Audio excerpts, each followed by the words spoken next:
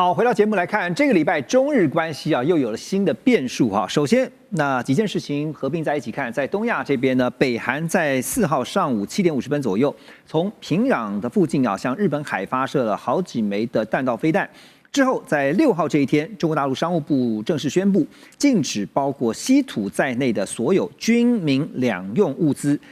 物项向日本出口。然后在7号呢，商务部再宣布将对从日本进口的2氯细烷启动反倾销的调查。这个2氯细烷是什么？这个元素呢？是晶片薄膜沉积制成的核心前驱材料。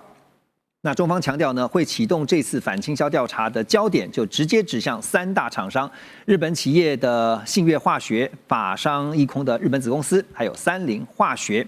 好，那所以呢，对日方展开的经济报复，其实从高市早苗发表过争议性的言论之后，可以看到中国大陆的这个对应其实是一步一步的收紧，而且是一次又一次的精准式的打击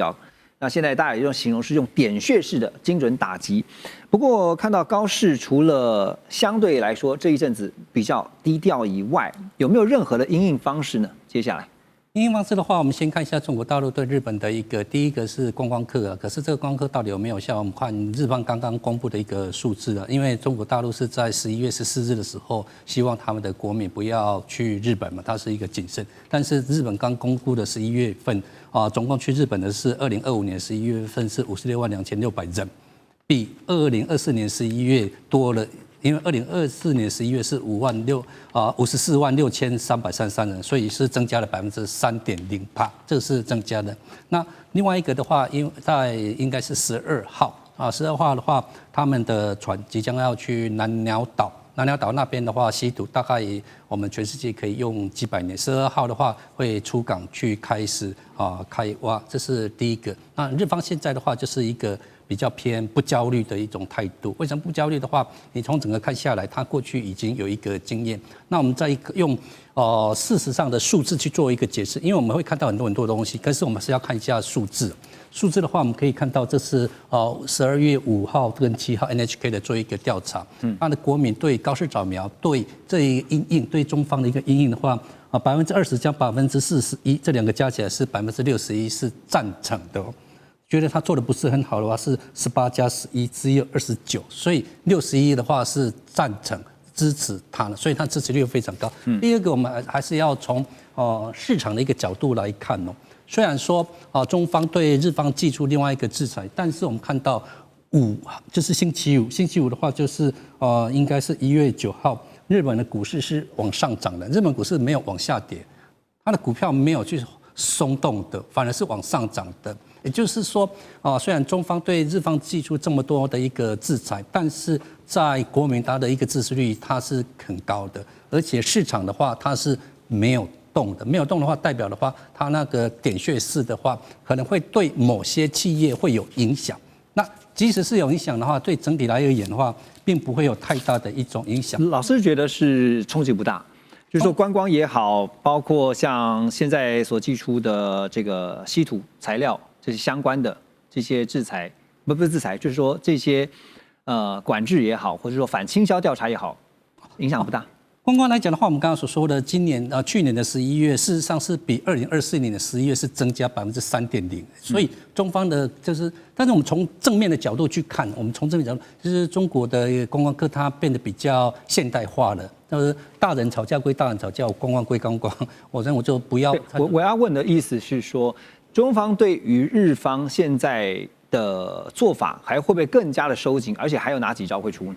现在最担心的就是稀土已经是寄出来了，但是这个稀土寄出来已经是在日方事先已经我们讲沙盘推演过，已经推演过了。因为他们从2010年的时候已经有经验，所以他们会有去做一个累计。然后这个累计就是我们讲会有一些库存。那这个库存还有一个东西就是说，稀土它上面没有名字，它只是说中国不可以直接出口到日方。并不是说日方不能够从别的地方去买，所以稀土的话，它是如果说可能1年、2年、3年一直持续下去的话，那影响会很大。那只是说，如果是大人的吵架，口头吵架什么半年、1年又说下来的话，这个的话倒是不会有很大的一个冲击。所以我们看到这个股市事实上它是往上涨的。没有往下掉的，这个市场的话是乐观去看待的。好，所以这个接下来再来看哈，就是中日这样僵持不下，那会不会在4月份，也就是川习会的时候出现一个转机啊，或者是一个都有台阶下的可能？等一下我要特别请教一下几位老师。好，那现在看到中日关系，摆在眼前的事实是持续紧张，而且是不断的升高。中韩倒是呈现一个向好的格局啊，因为我们知道韩国总统李在明呢，他先访问中国大陆，再访问日本。7号他结束了访问中国大陆的行程，回到国内之后呢，隔天主持会议时候指出，这次他访中为全面恢复韩中关系奠定坚实的基础，也为两国深化经济文化全方位的合作交流打下了稳定的基础哈。因为最关心的就是限韩令有没有可能来提前的取消，当然大陆方面也给了一个比较善意的回应。好，那李在明呢，接下来呢也会应日本的邀请，就是高扫描邀请他。那在13号呢，开始会对日本展开为期2天的访问，而这也将会是韩日两国领导人时隔2个半月再次的面对面。李在明要访问高市扫描的故乡是奈良县啊，出席韩日双方的首脑会谈。好，说到了中韩这次的元首会哈，其实有一张照片啊，大家应该印象深刻，就是韩国总统李在明还特别自拍 selfie 一下哈，然后呢后面是习近平。中国大陆国家主席习近平跟他的夫人哈，那2对夫妻呢在一起同框的画面。好，那所以呢，现在大家也在看的，委员你怎么看？李在明把握这次中韩正在紧张的这个时机哈，他站在韩国的立场，一定是想帮韩国争取对于韩国有利的一些利益哈。那中方又透过这次的中韩元首会，又希望达到什么样的目的，或者是放出什么样的信号呢？我是觉得对中国大陆来讲，能够改善跟南韩的关系是好的，啊，尤其当他跟日本、跟美国的关系，都有一点往下走了这个趋势，而且越来越明显的时候，那因为南韩毕竟它的半导体的产业还是非常强，啊，那南韩当然也需要中国大陆，因为中国大陆真的很需要南韩的一些的半导体的产品，对，啊，然后双方又那么近，啊，所以而且对南韩来讲还有一点。跟中国大陆关系啊，某种程度不是只有为了经贸利益而已，因为它可以牵制北韩，这一点非常重要。那现在要讲的就是说，那这个南韩想不想在中日之间扮演折冲的角色哈？我认为是第一个要看中国大陆跟日本有没有意愿。那你看高市早苗到现在为止，他民意支持度从去年10月到现在都70%以上，所以自民党现在认为这是很好的。他们可能也认为说，啊，这个时候为什么要对中国大陆低头呢？我国内支持度这么高，而且现在自民党在考虑要解散国会，对，等一下我们特别要谈一下，要重新再选，对，所以这个时候日本没有低头的道理，对他来讲，那对中国大陆来讲呢？我搞了一个80周年对日抗战的胜利，这个阅兵搞得这么大，然后我现在在经贸上对日本采取了很多的这样的一个惩罚，加紧惩罚的这个措施。那你想他会想要跟日本这个时候去低头吗？啊，不可能。要想要改善关系，我认为双方都有这个意愿。可是谁都不想提早，就是先讲出来，因为想讲出来说啊，我希望跟日本改善关系，或我愿意跟中国大陆改善关系，那就显然你气势就低了嘛。而且前面做的都白费了。那你要考虑到国内的反弹哦。对啊，你北京。在这个外交对日本的外交上，你表现那么强硬，突然间说你要改善跟日本的关系，我看中国大陆你自己本身这个车子要怎么刹车？那对高市早苗也是一样。因为高市早苗他现在是一个非常右倾的这样一个政府，对中国大陆要去低头的话，他可能认为是一种一种耻辱了。对。那另外还有一件很重要的一件事，就是说中日如果想改善关系，需要通过南韩吗？南韩有这个分量去调解这2个大国之间的纠纷吗？难呢，未必有。而且最终还有一件事，南韩会想：那我得到什么？我如果得不到东西，我干嘛去帮你们去调停？你们双方之间某种程度的对立，对我南韩可能是一件好事啊！你中国大陆少买日本的货品，给我多买一点，对不对？那你日本少买中国大陆货品，给我南韩多买一点啊！你们观光客最好彼此都不要去，都来我南韩。所以。地缘政治哦，有时候朋友跟敌人是很难区分在一起。而且委员还讲到这边，我还特别想到说，日本现在跟中国大陆之间的关系不好，其实开心的还有美国啊，因为呢没有办法跟中国大陆买的话，跟美国买哈，所以回到刚刚讲说那个分量不足的问题啊，那所以美国应该够分量嘛，所以就是会不会在4月的川习会也可能会是一个化解僵局的机会？我想今年的一个2026年的4月的川习会，应该是大家各界万众瞩目的一个盛会啦。那至于是说，没错，刚刚老师有去提到这个北朝鲜，或者是在韩国啦等等这些问题啊，因为朝鲜半岛有自己的一个矛盾存在，而且对南韩来讲的话，他是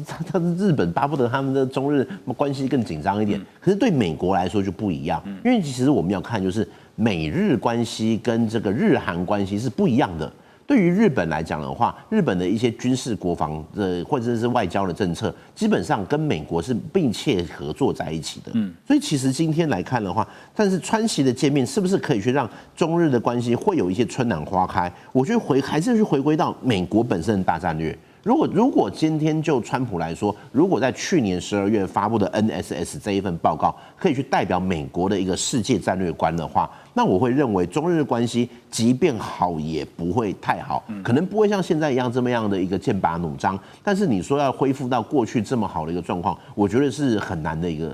原因，因为对美国来讲，美国采取的就是这种远交近攻，它或许对中国是可以互动，然后它的这个近的这些委内瑞拉或者是一些